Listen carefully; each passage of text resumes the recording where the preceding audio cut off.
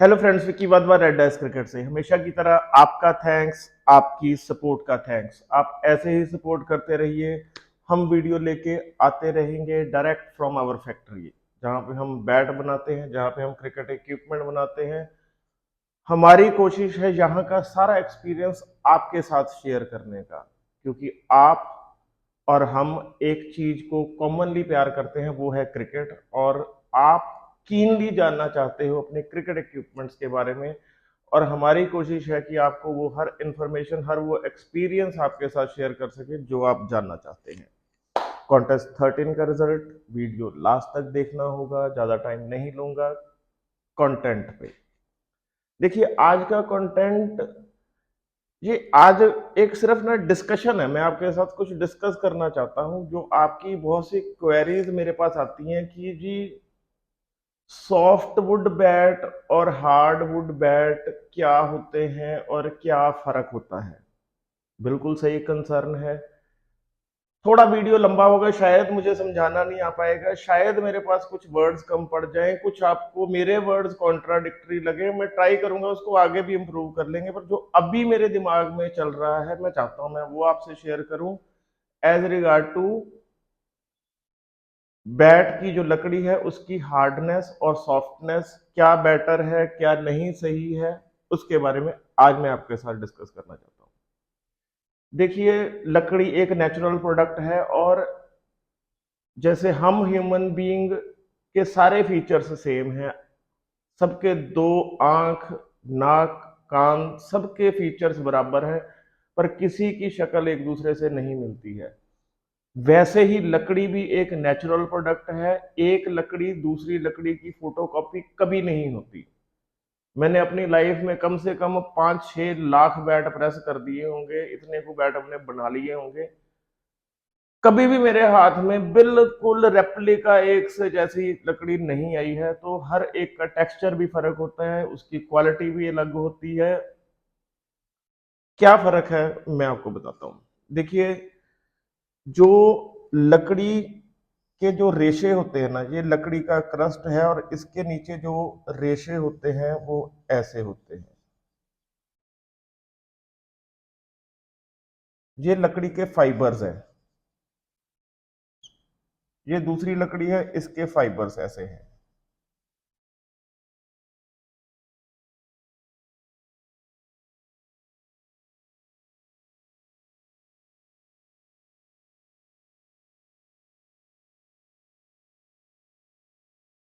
ये देखिए, जिस लकड़ी के फाइबर इक्वल डिस्टेंस पे और स्पंजी होते हैं, वो लकड़ी सॉफ्ट इन नेचर होती है, क्योंकि ये इवन स्पेस्ड हैं और इवन डिस्टेंस में इनके शॉकर्स हैं। जैसे मैं नहीं कहता कि एग्जैक्टली ऐसा ही होगा, आपके दिमाग में एक पिक्चर बन सके तो मैं एग्जांपल देता हूं कि कैसे होते हैं लकड़ी के फाइबर। जिस लकड़ी के फाइबर इवन स्पेस्ड हैं और इवनली शॉक एब्जॉर्बेंट हैं, वो लकड़ी सॉफ्ट इन नेचर होती है।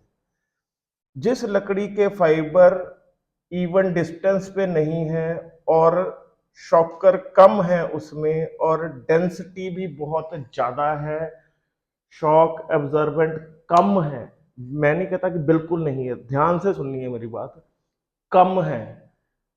ये फर्क होता है सॉफ्ट और हार्ड लकड़ी में।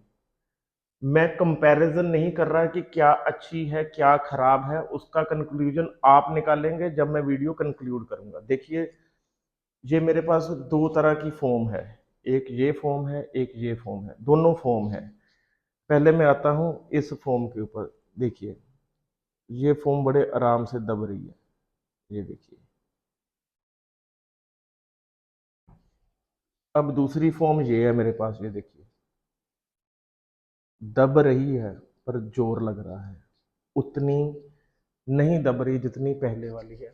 तो मोटा मोटा जो फर्क सॉफ्ट और हार्ड लकड़ी में होता है, वो यही होता है। अब फर्क क्या है? जो सॉफ्ट लकड़ी होती है उसके रेशे नरम होते हैं, प्रेसिंग का पैटर्न भी सेम रहता है। हम देखिए, प्रेसिंग अलग चीज है और लकड़ी की हार्डनेस, जो नेचुरल हार्डनेस है, वो अलग है।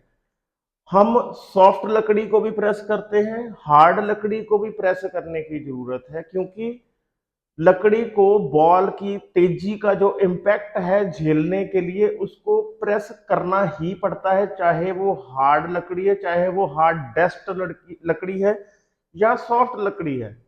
तो प्रेस हमें करना ही पड़ना है, पर कितना करना है ये हमारे एक्सपीरियंस के ऊपर डिपेंड करता है कि किस लकड़ी को कितनी प्रेसिंग की जरूरत है, उस हिसाब से हम प्रेसिंग करते हैं। सॉफ्ट का प्रेसिंग टेक्निक अलग है, हार्ड का अलग है, हार्डेस्ट का अलग है, पर प्रेस सभी ने होना है। तो ये माइंड में मत निकालिए कि जो लकड़ी हार्ड है उसको प्रेस करने की जरूरत नहीं पड़ती, वो बॉल झेल जाएगी, नहीं। हर लकड़ी को प्रेस करना ही पड़ना है, क्योंकि जो एक लकड़ी बॉल की तेजी है उसको झेलने के लिए, लकड़ी में रिबाउंड लाने के लिए एक प्रेसिंग बहुत जरूरी प्रोसेस है। अब फर्क देखिए, ये जो सॉफ्ट लकड़ी है इसका रिबाउंड ज्यादा होता है, जैसे कि मैंने आपको इस फॉर्म में दिखाया, दबती है और रिबाउंड भी फास्ट होता है। सॉफ्ट होती है इसलिए जो अच्छी बॉलें हैं, पहले सिर्फ हम बॉल ही वर्ड यूज करते थे, बट अब बॉलों में बहुत सी क्वालिटियां आ गई हैं, बहुत सी सस्ती बॉलें बहुत ज्यादा हार्ड होती हैं, उनसे ये टेक्सचर की लकड़ी डैमेज हो जाती है, क्योंकि बॉल बहुत ज्यादा हार्ड रहती है। कई कहते हैं जी हैवी होती है बॉल, नहीं हैवी, 150 156 ग्राम के बीच में बॉल होती है, चाहे वो सस्ती है चाहे वो महंगी है, बट हार्डनेस वेरी करती है। तो जो सॉफ्ट लकड़ी है वो हार्ड बॉलें झेल नहीं पाती और जल्दी टूट जाती है, उसके रेशे जो हैं वो ब्रेक कर जाते हैं, ऑल्दो हमने पूरी प्रेस भी की हुई हो तो भी लकड़ी झेल नहीं पाती। हार्ड टेक्सचर्ड वुड के ऊपर आते हैं, इसके रेशे गुथे हुए होते हैं, आपस में फंसे हुए होते हैं, रिबाउंड इसमें भी है, बट हमने इसको प्रेस उस हिसाब से किया होता है कि फर्क नहीं पड़ता। ये नहीं है कि जो हार्ड टेक्सचर लकड़ी है वो किसी काम की नहीं है, 80% of the total production hard textured लकड़ी ही होती है। टेक्निकल बातें आपको बता रहा हूँ, कंक्लूजन आप खुद निकालिएगा।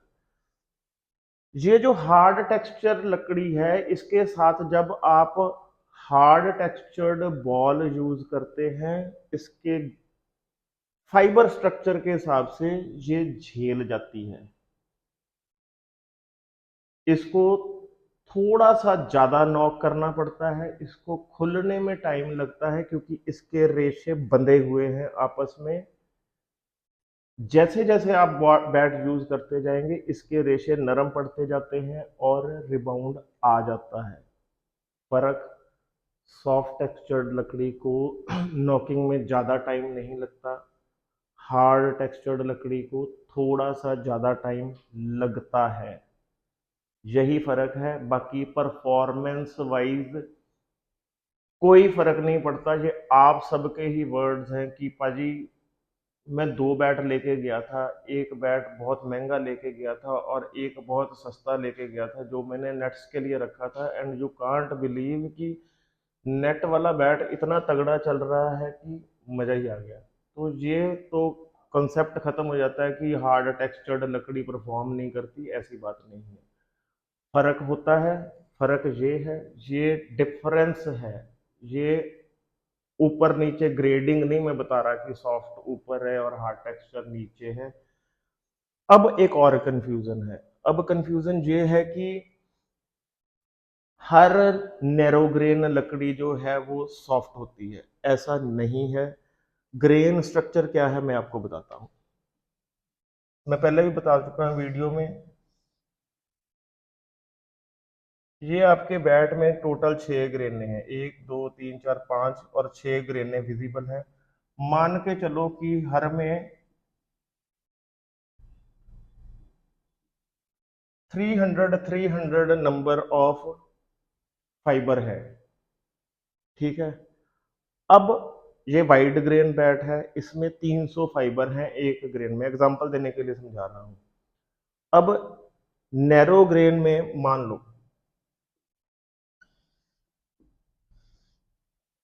ये हमने नैरो ग्रेन कर दी। अब ये जो 300 फाइबर थे ये 3 कंपार्टमेंट में बट गए। अब 3 ग्रेनें आ गई हैं। अब हर एक कॉलम में 100 फाइबर रह गया। ये देखिए कहाँ 300 था हर एक में, एक ग्रेन और आ गई तो ये बट गए 100 में। अब फर्क कहाँ होता है? अब फर्क ये होता है कि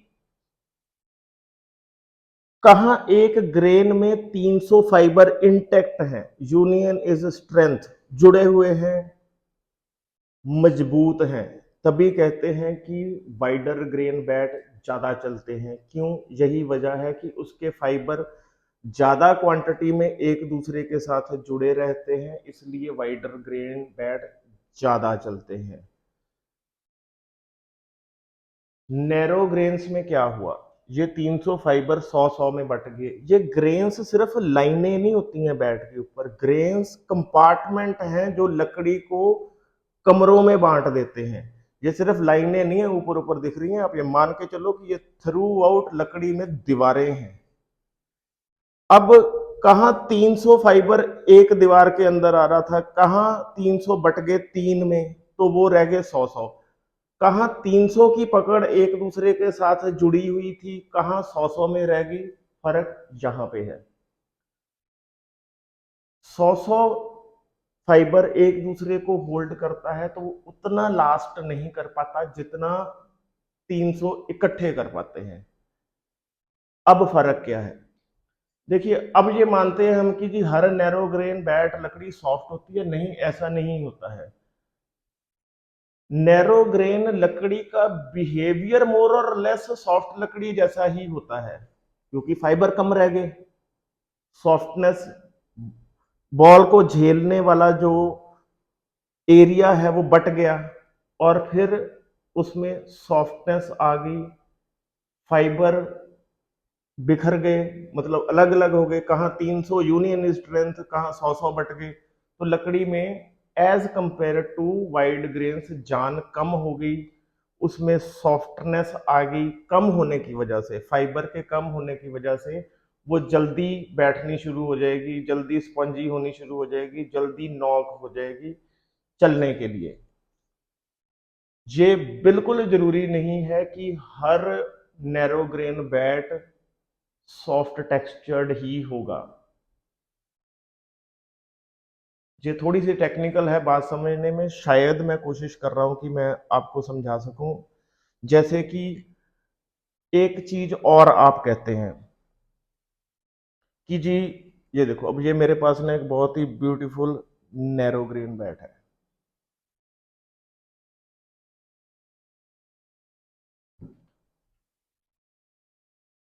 और दूसरा मेरे पास ये वाइड ग्रेन बैट है जो इवनली स्पेस्ड भी नहीं है। ठीक है ना, कोई ग्रेन चौड़ी है, कोई कम चौड़ी है। ठीक है, मतलब हर एक जो मिडिल ग्रेड बैट में होना चाहिए वो इसमें है। अब फर्क मैं आपको, अब आप पूछते हैं कि क्या बेटर है, मुझे क्या लेना चाहिए, या मुझे कैसे पता चलेगा कि हाँ ये सॉफ्ट है या हार्ड है, आप मुझे गाइड करो। देखो इसका मोटा मोटा जो चेक है ना वो आपको फील होगा। जैसे ये बैट है, ये वाइड ग्रेन वाला बैट मैं चेक कर रहा हूं, इसकी फील,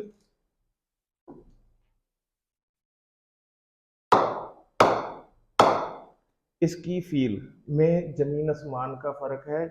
इसमें मुझे हार्डनेस की फील आई, पर वो आपको दिख नहीं सकती। आप जैसे मेरे को आप कहते हो कि जी आप पिंग टेस्ट करके बताओ, भाई पिंग टेस्ट नहीं हो सकता। टेस्ट वो होता है जिसमें कोई पास होता है या कोई फेल होता है। जितने भी यूट्यूब पे बेचने वाले हैं वो कहते हैं जी just check the ping, ping test करते हैं। भाई कोई एक पिंग टेस्ट जो यूट्यूब में चल रहा हो बता दो जो फेल हुआ हो, तो जिसमें फेल ही नहीं है वो टेस्ट कैसा? हाँ वो एक साउंड चेक है, और उसको कैसे भी मैनिपुलेट किया जा सकता है। जैसे मान लो मेरे रिस्ट में कितनी जान है आपको वीडियो में नहीं दिखेगी, हमने रूम में कैसा स्ट्रक्चर बना रखा है आपको नहीं दिखेगा, हमने छत नीचे रखी है जिसमें ठक ठक मार के छत्ते उड़ा देते हैं, वो पिंग टेस्ट नहीं है। Ping test is all about to feel on your wrist. जब बैट की आवाज आपके रिस्ट की फील से आपके दिमाग में कनेक्ट होती है, तब बैट का एक्चुअली पता चलता है कि पिंग बैट का है क्या। अदरवाइज जो भी आप डिमांड करते हो ना, वो साउंड चेक होता है और उसमें बहुत से मैनिपुलेशन के चांसेस होते हैं। क्रिकेट की ठीक ठाक सी समझ रखने वाले बंदे को पता चल जाएगा कि कौन सा बैट हार्ड है, कौन सा बैट सॉफ्ट है। दो बॉल आप टैप करोगे, आपको आइडिया हो जाएगा कि कौन सा बॉल, कौन सा बैट सॉफ्ट है, कौन सा बैट हार्ड है। अब मुझे क्या लेना चाहिए? दोनों लकड़ियां बहुत अच्छी हैं। जैसे हमारी दुनिया में हर तरह के फीचर्स के लोग हैं। अफ्रीका में लोग डिफरेंट हैं, चाइना में लोग डिफरेंट हैं, इंडिया में लोग डिफरेंट हैं, यूरोप में लोग डिफरेंट हैं। सबकी अपनी अपनी क्वालिटियां हैं, कोई खराब नहीं है उसमें। वैसे ही लकड़ी में है। आपकी रिक्वायरमेंट क्या है? मैंने आपको जैसे बताया कि हार्ड लकड़ी, हार्ड टेक्सचर्ड बैट्स जो हैं वो फुली परफॉर्म करते हैं, बट टाइम लेते हैं खुलने में। सॉफ्ट जो लकड़ी के बैट हैं, ये फुली परफॉर्म करते हैं बट जल्दी खुल जाते हैं और खराब बॉलों के साथ लॉन्ग लास्ट नहीं करते हैं। आपकी अगर रिक्वायरमेंट अच्छी बॉलों के साथ है, must go for soft bat. अगर आपको ड्यूरेबल बैट चाहिए, अगर आपको ज्यादा लंबा चलने वाला बैट चाहिए, तो आपको उसमें इन्वेस्ट करना पड़ेगा अपना टाइम। टाइम लगाइए। बैट बहुत अच्छे होते हैं, बहुत ज्यादा चलते हैं और एक स्टेज पे आके दोनों बराबर हो जाते हैं। टाइम जरूर ज्यादा लगता है बट उसका रिवार्ड आपको मिलता है कि बैट ज्यादा ड्यूरेबल होता है। तो कोई खराब नहीं है, कोई अच्छा नहीं है, ये आपने डिसाइड करना है आपकी रिक्वायरमेंट के हिसाब से। मुझे पता है बहुत सी क्वेरीज आएंगी, हम मेरे कुछ वर्ड्स कॉन्ट्राडिक्ट होंगे, बट मैं ट्राई करूंगा इसके बारे में और डिटेल को। मैं प्रोफेशनल स्पीकर नहीं हूँ, जो एक्सपीरियंस है दिमाग में ट्राई करता हूँ कि वो आपके साथ शेयर करूँ। कई बार वर्ड्स का हेर फेर हो जाता है, तो ये आपने डिसाइड करना है। इसके रिगार्डिंग मैं अगला वीडियो करना चाहूँगा। अगर आप मुझे इस रिगार्डिंग क्वेश्चन पूछेंगे, जो भी रह गए हैं मेरे दिमाग में या जो आपके दिमाग में है, मैं कोशिश करूंगा कि उसको अगले वीडियो में ही करके बताऊं, क्योंकि ये मेरे लिए भी बड़ा इंटरेस्टिंग टॉपिक है। आप इसको ज्यादा से ज्यादा शेयर कीजिए, आगे से आगे भेजिए, सो दैट कि सभी इसके ऊपर डिस्कशन कर सकें कि क्या इसमें हो सकता है, या इसमें मैं क्या और ऐड ऑन करूं अपने एक्सपीरियंस के हिसाब से। अब है कॉन्टेस्ट 13 का रिजल्ट। मैंने आपसे पूछा था क्वेश्चन कि आपको उस प्लेयर का नाम गैस करना है जिसने वनडे क्रिकेट के इतिहास में सबसे फास्टेस्ट 5000 रन बनाए थे। हमेशा की तरह फिर लॉटरी, बहुत मेहनत की है हमने लॉटरी बनाने में, और कॉन्टेस्ट 13 के विनर हैं